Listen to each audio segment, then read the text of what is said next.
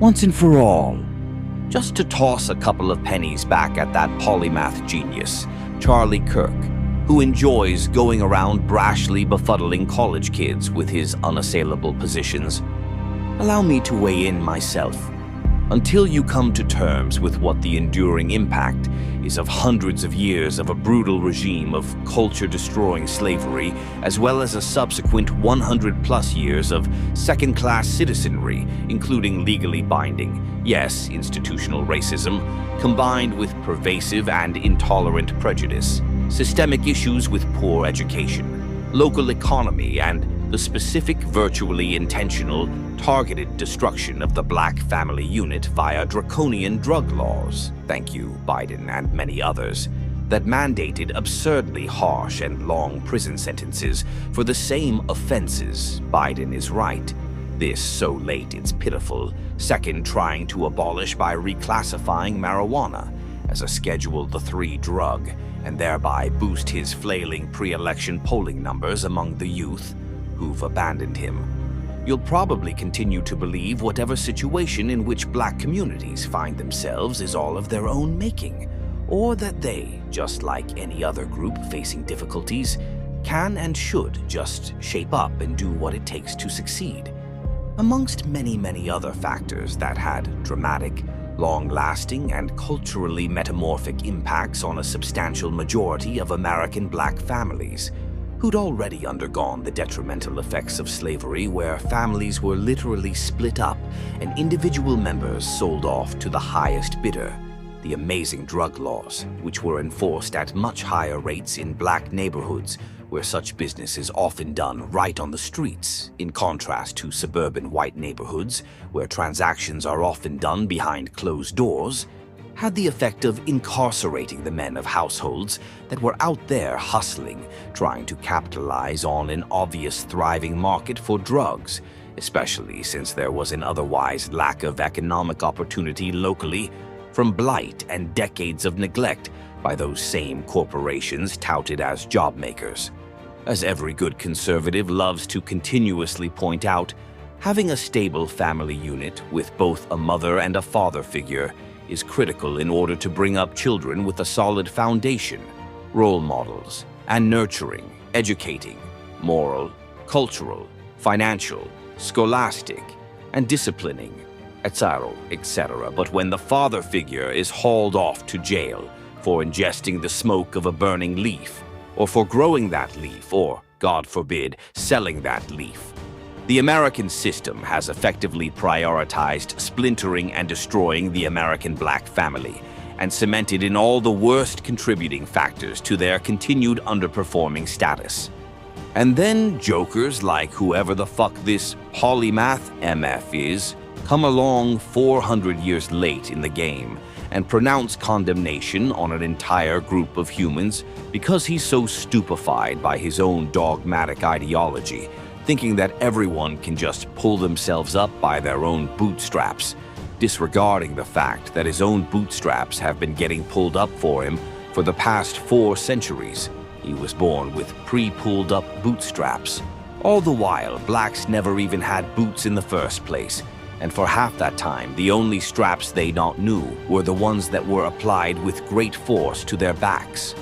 All the hundreds of years white families enjoyed the great leaps in progress seen in education, industry, business, politics, society, voting, etc., such that each succeeding generation stood on the shoulders of the preceding one and benefited from the accumulated knowledge and know-how.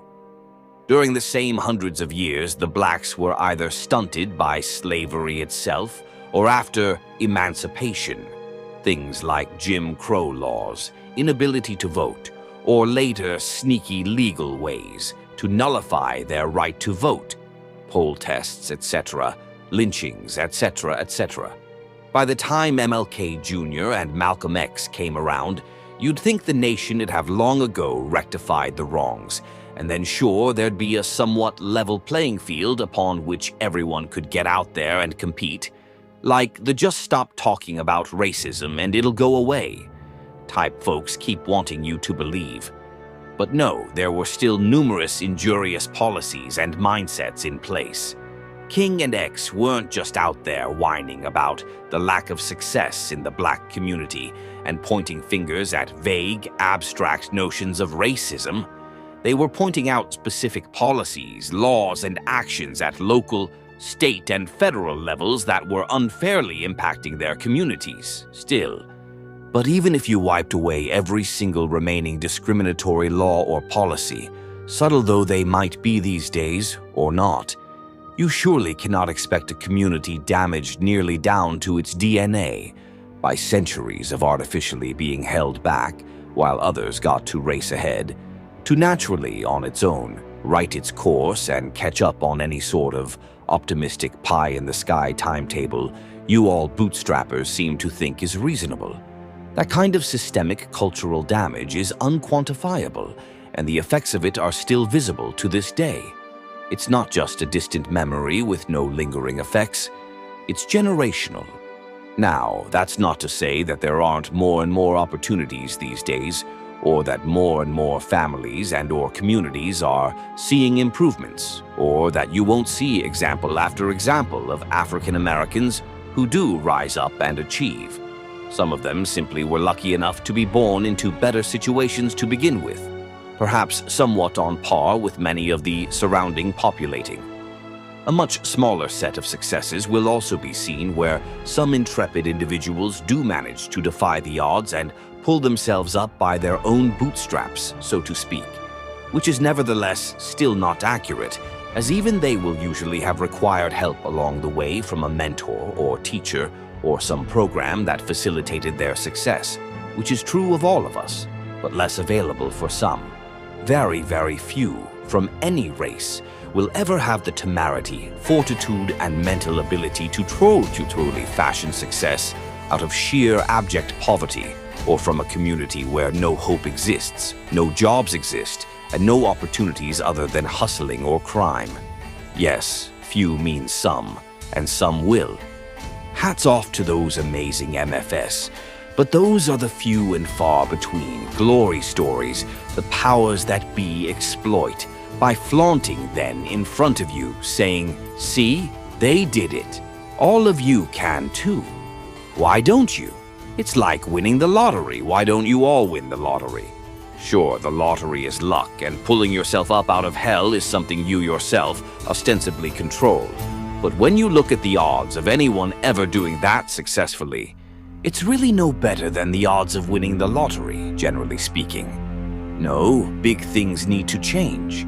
Leaders need to move heaven and hell to get bold changes to happen. Laws, policies, businesses, corporations, education, leadership. And yes, personal responsibility, which will come where it ever felt like it wasn't just a futile exercise in morality for morality's sake alone. And I defy you to remain full of personal integrity and always act uber-moral if you didn't see it pay off in various tangible ways in your life, all of which probably boil down to some sort of economic benefits if you really analyze it. Only true believer fanatical types maintain such utmost levels, purity, usually false anyway, in the face of non-stop, opposing, detrimental forces.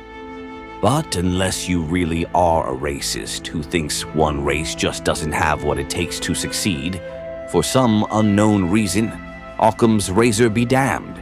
Gee whiz, it's not all the accumulated shit they had to endure through the centuries, which is now like cultural and mental baggage that can't be simply jettisoned in a second, or a century perhaps, just because someone says, just forget the past, move on, like telling a victim of years of abuse to just wake up and shed their psyches of all that accumulated brokenness. You'll have to admit that there must be something not intrinsic that's causing any continued forms of community-wide dysfunction to persist. Right. I mean, either you're saying there's something wrong with African Americans on the whole, which would be why they haven't somehow managed to achieve the same sorts of success as the other races in general, and which viewpoint would pretty much be a racist viewpoint or a supremacist-type viewpoint. Or you have to admit that there are causal forces outside of the realm of their culpability, which better explain the phenomenon of their so-called underperformance. And since everyone knows countless examples of African Americans demonstrating exceptional aptitudes in just about every endeavor you can imagine, it's pretty plain to see that there's nothing inherent in their genes or their race, whatever that means, hey, watch American fiction, that is stopping them, which only leaves larger systemic forces to blame. And perhaps in contrast to other persistently underperforming communities, like, I don't know, the poor white folk living in the hollows, the Appalachian peeps who have their own set of troubles, but who don't have a startling history of slavery, racism, discrimination, lynchings, denials of voting rights or ownership rights, etc. The black communities that remain in blight or crime do come from that history, which necessitates a different set of evaluation metrics and tools of analysis to understand the true underlying causes. So there you have it. Don't let Facile Freddy trick you with his quick wit or turn the sights on you rapid-fire reverse questioning to get you flustered, as questions from left field are wont to do, and clearly he has the advantage in that regard, despite all you PPL in his audiences trying to trip him up with your own left field questioning. He does this kind of thing on the regular. He can maintain an even flow, PJ, of adrenaline now, even when 20 students toss varying degrees of tough questions at him. In fact, he's likely developed all sorts of go-to defensive and evasive strategies that you have never leaned. He knows when he can take your questions on directly because he has a ready answer, or can actually use real logic to thwart you, and when you've got him between a rock and a hard place, and in those instincts, he'll resort to turning the tables on you, putting you on your intellectual heels, give you a jolt of panic that takes you off your game. Just learn to identify those tactics and feel confident in ignoring his redirects in order to force his hand on your main points. If he can get you chasing down all the misdirection softballs he lobs out, you'll lose your line of inquiry and thought, and whatever point that might have hit your target will get diluted and dissipated into the muddy water of his counterattack obfuscation. However, if you just didn't prepare well enough, didn't think through the issues well enough, and he legitimately unravels your weak sauce logic, that's on you. Best to admit defeat in that battle, while holding out that the war can still be won, to employ horribly bellicose metaphors. And occasionally, sometimes, maybe not with this chump, or on this topic, but some topic, it just might be that you are on the wrong side. One of the problems we have in America is the inability to remain open to having your mind changed, even if there's just better facts and logic supporting the other side. We have to force ourselves to think that way because it does not come naturally in this day and age.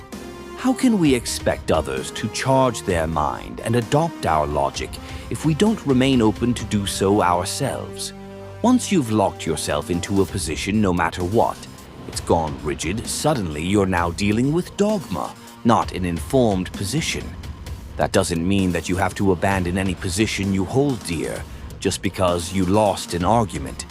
That could easily be chalked up to you didn't know enough to argue your side in the first place. I'd say hold on to your positions, but when you don't do so well in an argument, go home and rethink them. Try to bolster them.